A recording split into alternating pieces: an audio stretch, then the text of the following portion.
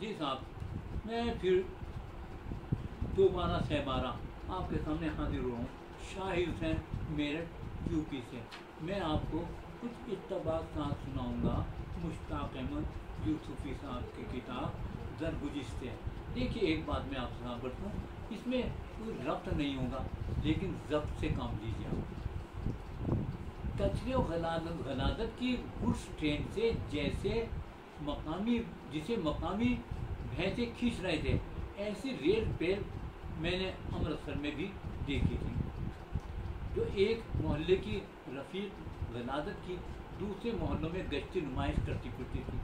भरे बाजार में बिलखते बच्चों के मुंह में खड़े खड़े छाती देती हुई औरतें, बाद लाडले तो इतने बड़े हो गए थे कि खुद खड़े हुए मम्मा से जुए शीर निकाल रहे थे।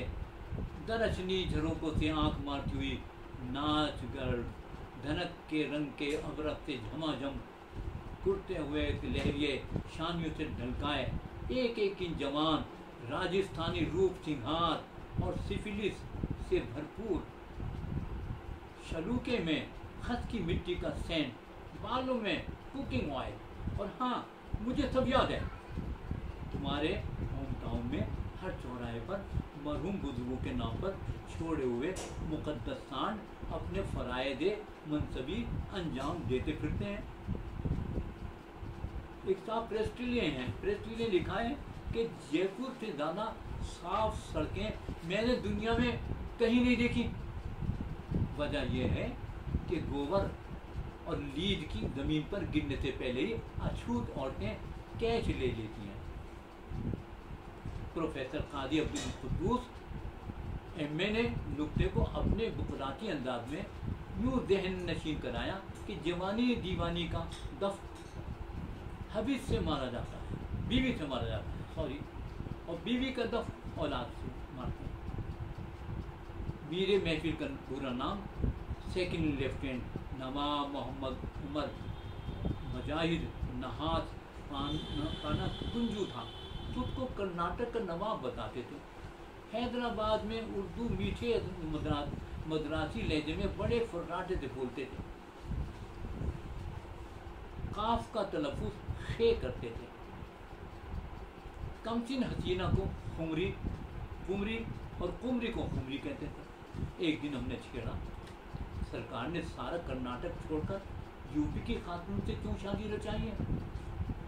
खट्टा सालन, इमली चावल और बघारे बैंगन खाते खाते दांत अमल हो गए थे। इत्तफाक से मुलाकात हो गई। सलीखामंद ख़ानदानी खुमरी लखनवी खौरमा पकाने में तौख कबूल सूरत उमूर खानादारी के कायदे और क़ानून से वाजिब, और क्या चाहिए। मगर आप भी तो मारवाड़ी हैं और मारवाड़ी रांगड़ हैं। आपने अहले ज़बान से क्यों अखद किया? हमने तो ये गुस्ताखी मैं उर्दू ज़बान से अपनी झिझक निकालने के लिए की थी। बैंक में कुंजू शहजादा गुलफाम कहलाते थे। अकेरा बदन, संदली रंग, नाक इतनी लंबी और नुकीली कि इसे मंगनी की अंगूठी पहनाई जा सकती थी। कान पर मन्नत की बाली का रुझा हुआ सुराख मुरादी हुई।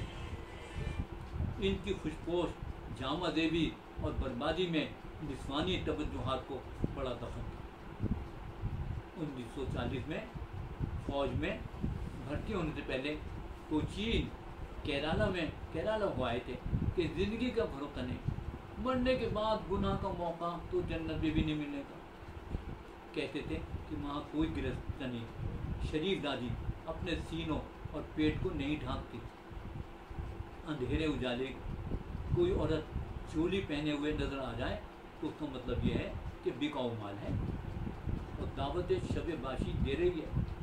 भले घरानों में वो अंग जो रूप की राजधानी है, कपड़े की सनत के मरहूने मिन्नत नहीं होते। हाँ भाई, हाँ हो गया।